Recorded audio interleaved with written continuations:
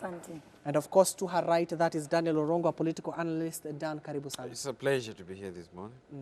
I want us to start, Ruth, given that, of course, your voice is a little bit frosty today. Yes. And I want to start with that particular notion where, of course, we saw many political class running from one place to another yesterday. And, of course, it all started with President Uhuru Kenyatta last week when he said you cannot leave a country to a bunch of thieves and, of course, to sabotage the projects that he has done, as well as the former president, that is Mwai Kibaki. I want to start there. Of course, we saw a little bit of exchanges with the country's second in command yesterday when he was in Kajiado County. Are we back at it again between the president and his deputy? Well, I think it is proper to say that we all know that the relationship between the president and the deputy was, I mean, it went to the trenches or the ditches a long time ago. So it is nothing new to see the president say one thing and the deputy president say something that totally contradicts what the president says. For me, my challenge with this kind of relationship that the president and the deputy president have is that the deputy president is actually manipulating, rather he's manipulating the president. And I think that he uses, he's not one to have a particular stance that is believable, because when he goes, let's say, for example, to Central Kenya, where projects that had been initiated by the president and funded by the state and advocated for by the president, he will say, serikali yetu ilifanya. And then when he walks to his stronghold zones, he insults the president or makes certain statements that make the president look, incompetent or appear as if he has done nothing.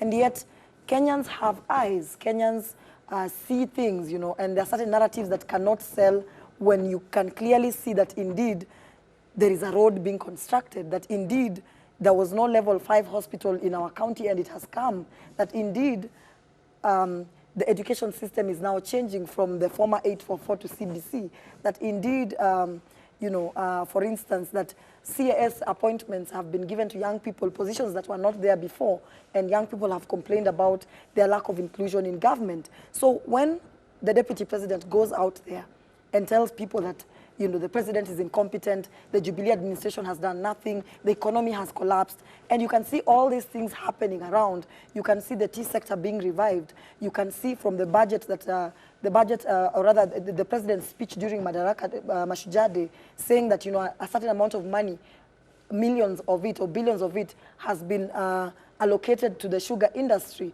And, again, a huge sum of money being allocated to the tea industry, another huge sum of money being allocated to reviving manufacturing industries, and then another person who has been a deputy president who should have assisted the president in ensuring that all this has been achieved, taking to platforms and saying nothing has been done.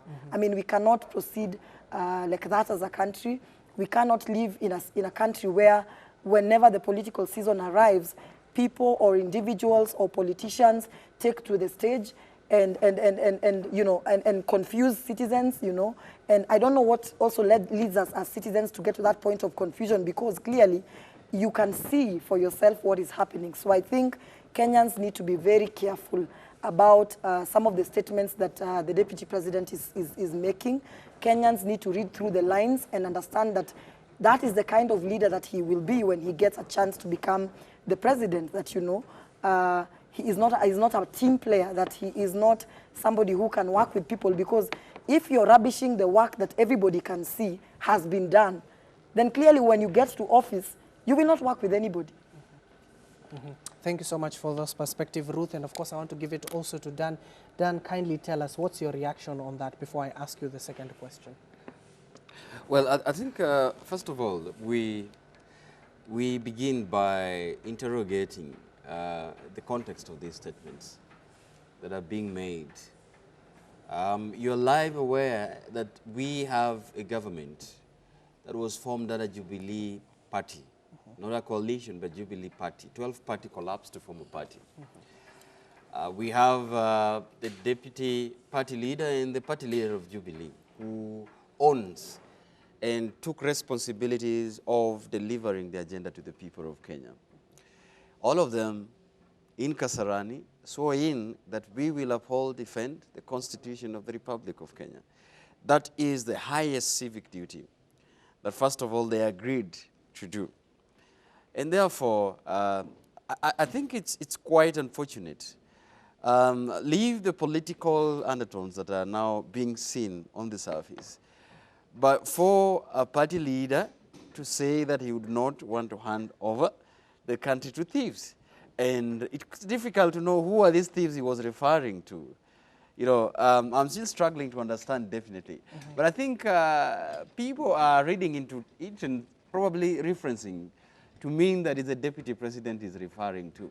But they could be right, because it's not the first time the president has made this kind of stinging statements. Yes. You know, referring to his deputy. You remember the first he said that, you know, if you see him tangering about here, tell him. You know, that was, and that was, you know, where we actually see the rift now was really obvious. That the two were not reading from the same script.